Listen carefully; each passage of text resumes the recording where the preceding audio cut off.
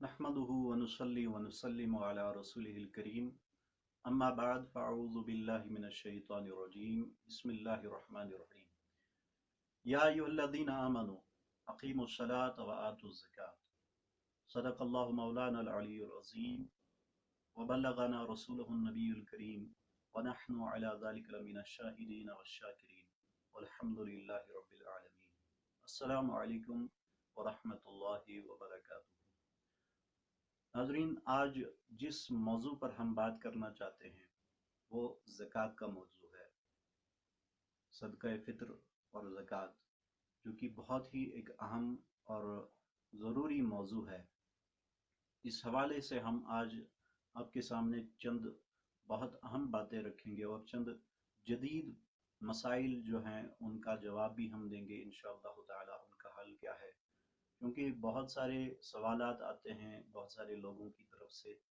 تو انشاءاللہ تعالی مختصر سے وقت میں ہم آپ کے پاس اس موضوع کے حوالے سے تقریباً مختصر اس وقت میں تقریباً ان سارے سوالوں کا جواب دینے کی کوشش کریں گے جو کہ ہمارے پاس آتے ہیں۔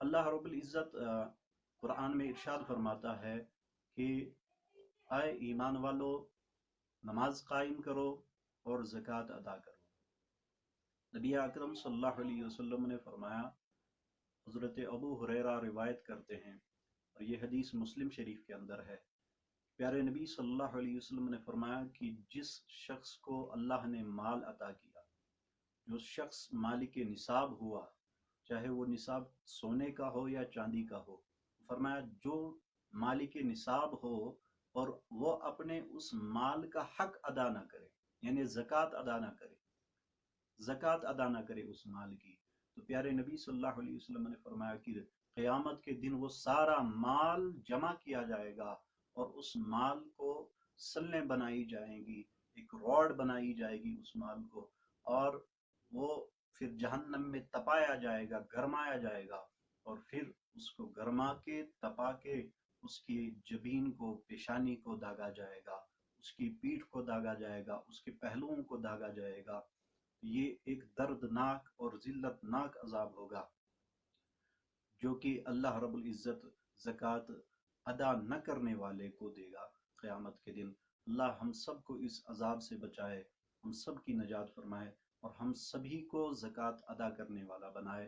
عزیزان محترم، اسی طرح سے صدقہ فطر بھی ادا کرنا واجب ہے، چنانچہ نبی اکرم صلی اللہ علیہ وسلم کی حدیث مبارک اس حوالے سے میں آپ کے سامنے پیش کرتا ہوں۔ حضرت ابن عباس رضی اللہ تعالی عنہ سے روایت ہے اور حدیث ابو داود میں ہے، فرماتے ہیں عن ابن عباس قال فرض رسول اللہ صلی اللہ تعالی علیہ وسلم زکاة الفطر طہر الصیام من اللغو والرفث وطعمة للمساکین، کہ صدقہ فطر کیوں واجب کیا گیا۔ اس پر ابن عباس رضی اللہ تعالی عنہ کی روایت ہے جو کہ ابو داود میں آئی ہے، فرماتے ہیں کہ نبی اکرم صلی اللہ علیہ وسلم نے ہم پر صدقہ فطر واجب کیا، صدقہ فطر واجب کیا ہم پر، اور کیوں واجب کیا، فرماتے ہیں کہ زکوٰۃ الفطر لطہر الصیام، تاکہ ہمارے روزے اس سے پاک ہو جائیں۔ اب روزے پاک کرنے کا کیا مطلب ہے؟ کیونکہ روزہ کیا ہے، سیام کیا ہے؟ یا ایھا الذین آمنوا کتب علیکم الصیام کما کتب علی الذین من قبلکم لعلکم تتقون۔ سیام اس لیے ہے، روزہ اس لیے ہے تاکہ ہم تقوی گزار ہو جائیں، یعنی گالی گلوچ سے، ہر لغو چیز سے، ہر فحش چیز سے ہم پرہیز کریں، اس لیے روزہ ہے۔ تو اگر دانستہ یا نادانستہ طور پر کہیں پر روزہ دار سے، جو کہ روزہ دار ہوتا ہے، اس سے کوئی غلطی ہو جاتی ہے، کوئی غلطی ہو جاتی ہے، تو اس غلطی سے روزے کو پاک کرنے کے لیے نبی پاک صلی اللہ علیہ وسلم نے صدقہ فطر کو واجب کیا۔ اور دوسرا فائدہ یہ کہ فرمایا کہ تعمل للمساکین، اس صدقہ فطر کو مساکین کے لیے کھانا بنایا گیا، یعنی ان کی ضرورتوں کو پورا کرنے کے لیے اور اپنے روزوں کو صاف و پاک کرنے کے لیے صدقہ فطر کو پیارے نبی صلی اللہ علیہ وسلم نے ہم پر वाजिब कर दिया। अब आते हैं ज़कात और सदक़े फ़ितर वाजिब होने की शराइत क्या है, किस पर सदक़े फ़ितर या किस पर ज़कात वाजिब है। पहले ज़कात की बात करते हैं, क्योंकि जैसा कि पहली हदीस में आपने सुना कि नबी पाक सल्लल्लाहु अलैहि वसल्लम ने फरमाया, जो मालिक निसाब हो और अपने माल की ज़कात अदा न करे। इसमें एक लफ्ज़ आया मालिक निसाब। ये मालिक निसाब होता क्या है, किसे कहते हैं मालिक निसाब? मालिक निसाब वो शख्स है जिसके पास 7.5 तोला सोना या 52.5 तोला चांदी हो, या इतनी रकम हो कि 7.5 तोला सोना खरीद सके या 52.5 तोला चांदी खरीद सके। अब 7.5 तोला सोना, ये रकम तो बहुत ज्यादा बनती है, और 52.5 तोला चांदी, इसकी रकम 7.5 तोला सोने की रकम से थोड़ी कम बन जाती है। अब हम निसाब लेते हैं, क्योंकि एक एवरेज निसाब जो होता है, मुतवस्त निसाब हम मानते हैं चांदी का। तो चांदी का निसाब 52.5 तोला चांदी, ये कितना बनता है, कितने रुपए बनते हैं?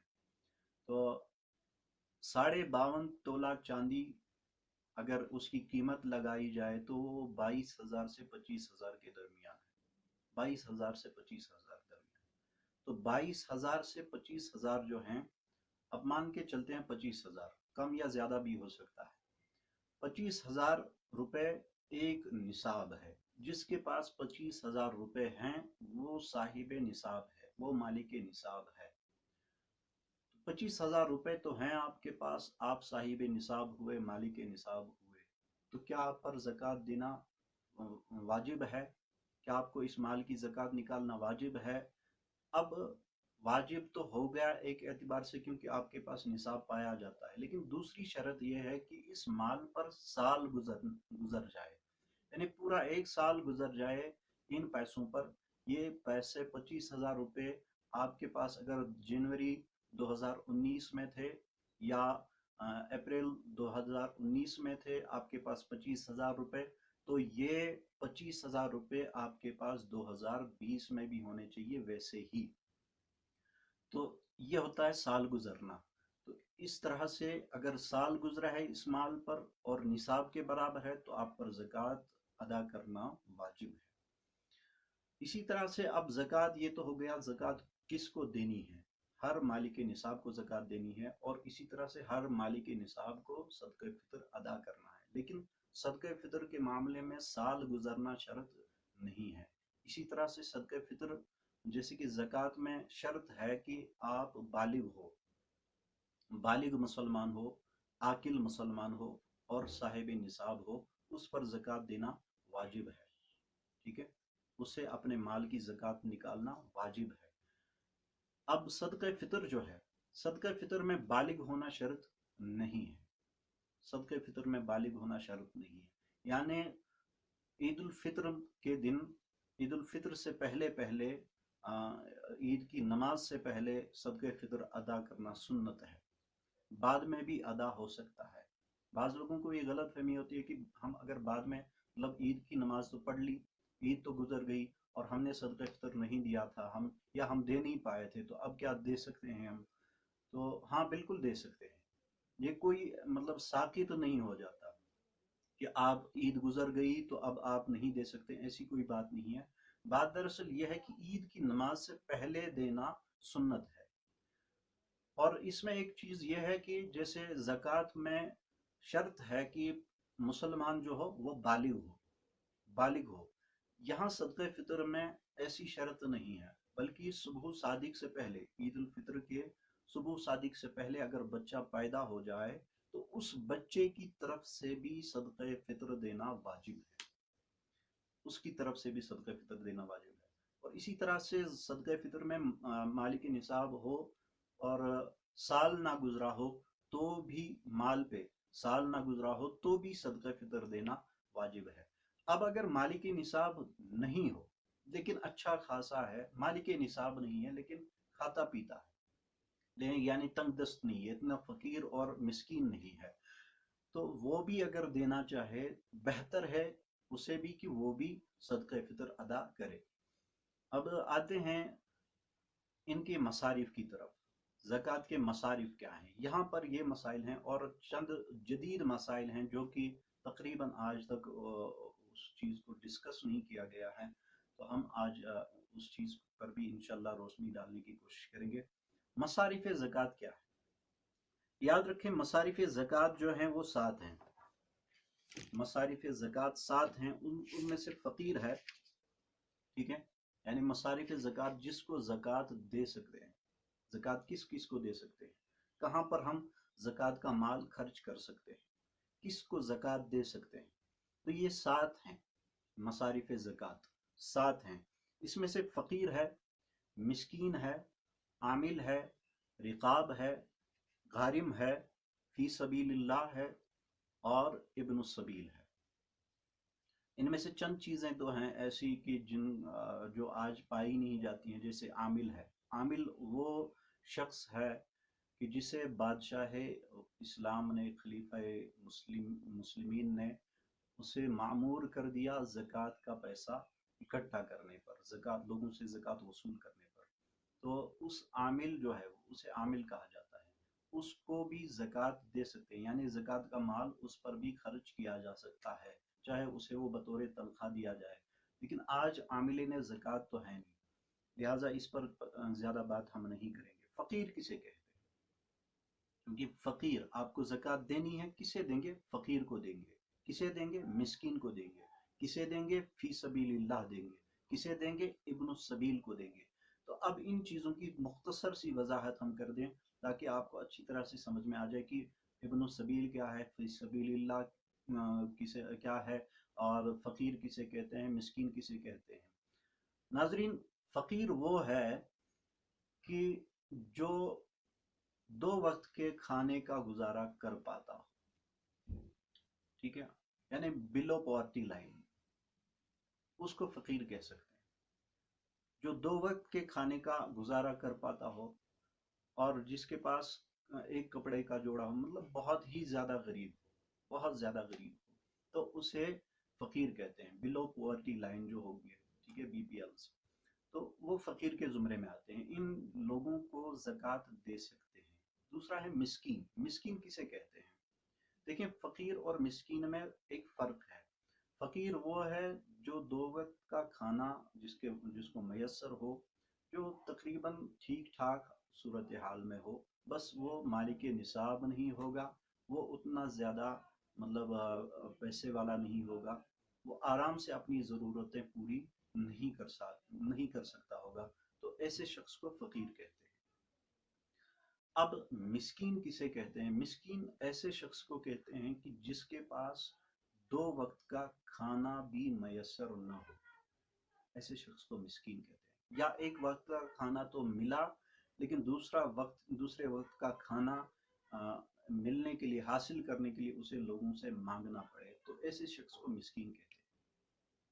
تو مسکین کو مطلب زکوٰۃ دی جا سکتی ہے، فقیر کو زکوٰۃ دی جا سکتی ہے۔ اسی طرح سے فی سبیل اللہ، یعنی نیک کاموں میں، جیسے آپ نے کسی مدرسے میں دی، ٹھیک ہے، کسی مدرسے میں دی یا کہیں اور بھی نیک کاموں میں خرچ کیا اللہ کی رضا کے لیے، تو فی سبیل اللہ اس سے کہتے ہیں۔ اب ابن السبیل کیا ہے؟ ابن السبیل ایسا شخص ہے جو مسافر ہو، اگرچہ وہ امیر ہو۔ مان لیں آپ مطلب کسی اور ملک کے ہیں یا کسی اور سٹیٹ کے ہیں، اور کسی اور ملک میں آ گئے ہیں، کسی اور سٹیٹ میں آ گئے ہیں، تو اب اچانک سے آپ کے پاس جو پیسے تھے، آپ کے پاس جو مال تھا، وہ چوری ہو گیا، ٹھیک ہے، اب آپ کے پاس گزارا کرنے کے لیے کچھ نہیں ہے، ٹھیک ہے، تو ایسے شخص کو بھی زکوٰۃ دینا کیا ہے؟ جائز ہے۔ ایسے شخص کو بھی زکوٰۃ دے سکتے ہیں کہ جس کا مال چوری ہو گیا ہو، مسافر ہو، سفر میں ہو، اور اس کے پاس مال نہیں ہے ضرورتیں پوری کرنے کے لیے، تو ایسے شخص کو بھی زکوٰۃ دی جا سکتی ہے، اور اسی کو ابن السبیل کہتے ہیں۔ یہ تو چند ایسے مسائل تھے، جو رقاب وغیرہ۔ غارم کسے کہتے ہیں؟ یہاں پر اس چیز کی وضاحت کرنا ضروری ہے۔ غارم کہتے ہیں مدیون کو، جس پر دائن ہو، یعنی قرضہ ہو، جس پر اتنا قرضہ ہو کہ وہ خود اس قرضے کو اتار نہ سکے، تو ایسے شخص کو زکوٰۃ دینا جائز ہے، آپ دے سکتے ہیں ایسے شخص کو زکوٰۃ، اس کی مدد کرنے کے لیے تاکہ وہ اپنا قرضہ اتار سکے، تو اسے غارم کہا جاتا ہے۔ یہ مصارف زکوٰۃ ہے۔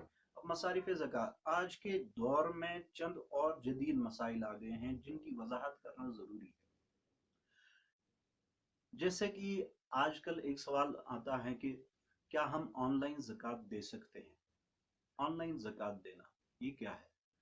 جیسے نیٹ بینکنگ کی تھرو سے آپ زکوٰۃ دیں، ٹھیک ہے، آپ کہیں جاتے نہیں ہیں، آپ جیب سے پیسے نہیں نکالتے ہیں، آپ کے اکاؤنٹ میں پیسے ہیں، آپ موبائل سے ہی دے دیتے ہیں، تو کیا اس طرح سے زکوٰۃ دے سکتے ہیں؟ ایک سوال یہ ہے، اور دوسرا سوال یہ آتا ہے کہ کیا ہم کسی این جی او کو زکوٰۃ دے سکتے ہیں؟ ٹھیک ہے، کوئی تحریک ہے، کوئی رضاکارانہ طور پر کام کرتے ہیں، یا جیسے بیت المال ہوتے ہیں، تو این جی اوز ہوتی ہیں، تو کیا ان کو زکوٰۃ دی جا سکتی ہے اور انہیں ہم اپنی زکوٰۃ دے سکتے ہیں؟ کیا ہماری زکوٰۃ ادا ہو جائے گی؟ دیکھیں، زکوٰۃ ادا کرنے کا جہاں تک تعلق ہے وہ یہ ہے کہ آپ ایک تو زکوٰۃ پوری دیں، پوری زکوٰۃ دیں۔ دیکھیں، 40واں حصہ آپ کو پورا دینا ہے، یعنی اگر آپ کے پاس 1,00,000 روپے ہے تو اس کا 40واں حصہ یعنی 2500 روپے بنتے ہیں، تو 2500 روپے آپ کو پورے دینے ہیں۔ بعض لوگ پوری زکوٰۃ ادا نہیں کرتے ہیں، تو لہٰذا ان کی زکوٰۃ ادا ہی نہیں ہوگی، وہ گنہگار ہوں گے اور اللہ کے دربار میں انہیں پکڑ ہوگی۔ 40واں حصہ آپ کو برابر ادا کرنا ہے، ٹھیک ہے، 40واں حصہ برابر ادا کرنا ہے۔ تو اب یہ کہ زکوٰۃ ادا کرنے میں کیا چیز، ایک تو یہ کہ پوری زکوٰۃ پورا 40واں حصہ آپ ادا کریں۔ دوسرا یہ ہے کہ آپ نیت رکھیں، یعنی جب آپ زکوٰۃ دیں، جب آپ مال نکالیں، پیسے نکالیں، تو اس وقت نیت ہونا ضروری ہے۔ انما الاعمال بالنیات، کہ تمام اعمال کا دار و مدار نیت پر ہے، لہٰذا آپ کی نیت ہونا ضروری ہے کہ میں زکوٰۃ ادا کر رہا ہوں۔ اس کا اعلان کرنا ضروری نہیں ہے، یعنی آپ کو زبان سے کہنا ضروری نہیں ہے کہ میں زکوٰۃ دے رہا ہوں، کیونکہ بعض اوقات پر سکوت کرنا ہی بہتر ہے تاکہ کسی کی عزت نفس مجروح نہ ہو، ٹھیک ہے، سیلف ریسپیکٹ جسے کہتے ہیں، وہ مجروح نہ ہو۔ البتہ دل میں نیت رکھنا ضروری ہے کہ میں زکوٰۃ ادا کر رہا ہوں، ٹھیک ہے۔ اب اگر آپ این جی او کو دے رہے ہیں تو نیت وہاں بھی رکھنی ہے، ٹھیک ہے۔ آن لائن دے رہے ہیں، کیا آن لائن دے سکتے ہیں؟ بہتر یہی ہے کہ آپ آن لائن دینے کے بجائے ایسے ہی دیں، کسی کے پاس جا کر اس کی مدد کریں۔ اس سے کیا ہوتا ہے، آپس میں تعلقات بڑھتے ہیں، محبت بڑھتی ہے، اور آپ اچھی طرح سے اس کی مدد، خاطر خواہ مدد کر پاتے ہیں۔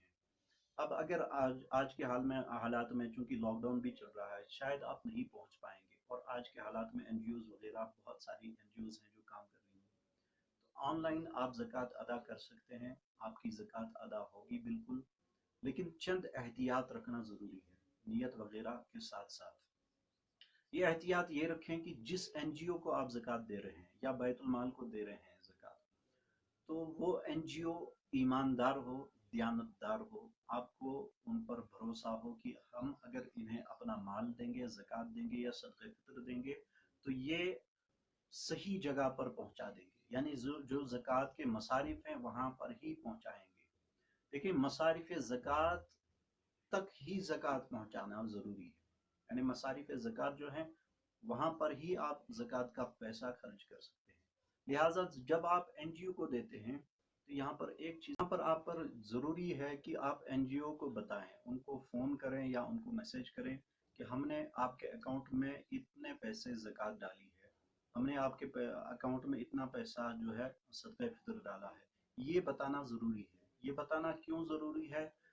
کیونکہ یہ بتانا اس لیے ضروری ہے تاکہ وہ آپ کی اس زکوٰۃ کے پیسے کو، آپ کے اس صدقہ فطر کے پیسے کو صحیح جگہ پر پہنچائیں، جو کہ زکوٰۃ کے مصارف ہیں، صدقہ فطر کے مصارف ہیں، وہاں پر ہی پہنچائیں، کیونکہ صدقہ نافلہ اور صدقہ واجبہ اس کے احکام ہوتے ہیں، تو یہاں پر بتانا ضروری ہے آپ کو۔ این جی اوز کو بھی یہ فیسلٹی رکھنا ضروری ہے، یعنی وہ مطلب ایک اکاؤنٹنٹ کو رکھیں جو کہ یہ کالز اور میسیجز کو دیکھے اور پھر لیجر مینٹین کرے کہ ہمارے پاس زکوٰۃ کا پیسہ کتنا آیا ہے، صدقہ فطر کا پیسہ کتنا آیا ہے، تاکہ یہ مصارف زکوٰۃ پر خرچ ہو سکے۔ کیونکہ این جی اوز کو اور بھی بہت سارے کام ہوتے ہیں، تعمیری کام، باقی کام ہوتے ہیں، تو شریعت کے بہت سارے مسائل ہیں کہ کہاں پر زکوٰۃ کا پیسہ لگ سکتا ہے، کہاں پر نہیں لگ سکتا۔ تو مصارف زکوٰۃ چونکہ میں نے بتا دی ہے کہاں کہاں پر زکوٰۃ کا پیسہ خرچ کیا جا سکتا ہے، لہٰذا یہ چیز دھیان میں رکھنا ضروری ہے۔ اور دوسری بات ہم یہ بتا دیں یہاں پر ایک اصلاح کے لیے کہ بیت المال میں ایک کوتاہی بھی ہوتی ہے کہ بیت المال میں زکوٰۃ وغیرہ تو جمع ہوتی ہے، کسی کسی مقام پر، ہم سارے مقامات کی بات نہیں کرتے ہیں، سبھی جگہ کے بیت المال کی بات نہیں کرتے، کسی کسی مقام پر کیا ہوتا ہے بیت المال میں زکوٰۃ وغیرہ وغیرہ پیسے تو جمع کیے جاتے ہیں، لیکن پھر اس پیسے کو مستحقین تک اچھی طرح سے پوری طرح سے پہنچایا نہیں جاتا، بلکہ اس کو بس جمع رکھا جاتا ہے۔ یہ طریقہ صحیح نہیں ہے۔ یہ چونکہ بیت المال ہماری کوئی ایجاد نہیں ہے، صحابہ کے دور میں بھی بیت المال ہوا کرتے تھے، تو لہٰذا ہمیں رہنمائی وہاں سے حاصل کرنی چاہیے کہ وہ بیت المال کو کس طرح سے چلاتے تھے، ٹھیک ہے۔ ہر مہینے بیت المال سے مسکین کے گھر، غریب اور فقیر کے گھر پیسے جاتے تھے، ایک ریلیف جاتا تھا، لہٰذا ہمیں بھی اسی طرح سے بیت المال کو چلانا چاہیے۔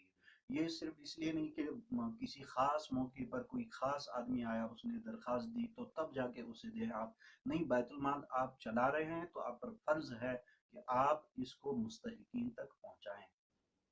یہ چند ضروری چیزیں تھیں جو زکوٰۃ کے حوالے سے اور صدقہ فطر کے حوالے سے آپ کے سامنے رکھنا ضروری تھا۔ تو اس کے ساتھ ساتھ جو ہے ہم یہ بھی گزارش کریں گے کہ ماں بہن، مطلب ماں باپ کیا اپنے بچوں کو زکوٰۃ دے سکتے ہیں؟ یہ ایک مسئلہ ہے۔ یا بچے کیا ماں باپ کو زکوٰۃ دے سکتے ہیں؟ دیکھیں، بچے اپنے ماں باپ یا دادا دادی، نانا نانی کو زکوٰۃ نہیں دے سکتے، اسی طرح سے ماں باپ اپنے بیٹا بیٹی پوتا پوتی کو زکوٰۃ نہیں دے سکتے، ٹھیک ہے۔ اور باقی جو رشتہ دار ہوں گے آپ کے، ٹھیک ہے، انہیں آپ زکوٰۃ دے سکتے ہیں لیکن ان کو نہیں دے سکتے ہیں۔ ان کی مدد ویسے ہی آپ کو کرنی چاہیے، زکوٰۃ کی نیت سے آپ ان کی کوئی مدد نہ کریں، زکوٰۃ ان کو نہ دیں۔ تو امید ہے کہ آپ سب کو یہ مسائل انشاءاللہ سمجھ میں آ چکے ہوں گے، اور مزید جو آپ جاننا چاہتے ہوں گے تو رابطہ کر سکتے ہیں انشاءاللہ تعالی۔ اللہ ہم سب کو سن کر عمل کرنے کی توفیق عطا فرمائے، ہمیں اپنے حفظ و امان میں رکھے، اور آج کے حالات میں آپ سبھی سے گزارش ہے کہ احتیاط کریں، اور یہ احتیاط جو ہیں یہ ہمارے نبی پاک صلی اللہ علیہ وسلم کا حکم بھی ہے اور ان کا فرمان بھی ہے، لہٰذا جو بھی آج آپ احتیاط کرتے ہیں، جو ڈاکٹرز ہمیں احتیاط کرنے کے لیے کہتے ہیں، یہ دراصل فرمان مصطفیٰ ہے صلی اللہ علیہ وسلم، اور آپ اس پر عمل کر کے فرمان مصطفیٰ پر عمل کرتے ہیں۔ اللہ آپ کو اور ہم سب کو سلامت رکھے۔ والسلام علیکم ورحمۃ اللہ